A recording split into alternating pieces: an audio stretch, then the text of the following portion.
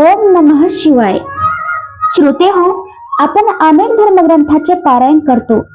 म्हणून आपण श्रावण मास या पर्वकाळात श्री शिवलीलामृत ग्रंथातील प्रत्येक अध्यायाचे मराठी कथा स्वरूपात श्रवण करणार आहोत. आपण संसारिक जीवन जगत असताना आपल्या आयुष्यात अनेक अडचणी, दुःखे येत असतात. आयुष्यातील अडचणी दूर करण्यासाठी श्रद्धेने श्री शिवलीलामृत ग्रंथाचे श्रवण पठण करणे गरजेचे आहे. कारण शिवलीलामृत हे जणू काही साक्षात कल्पवृक्षच आहे.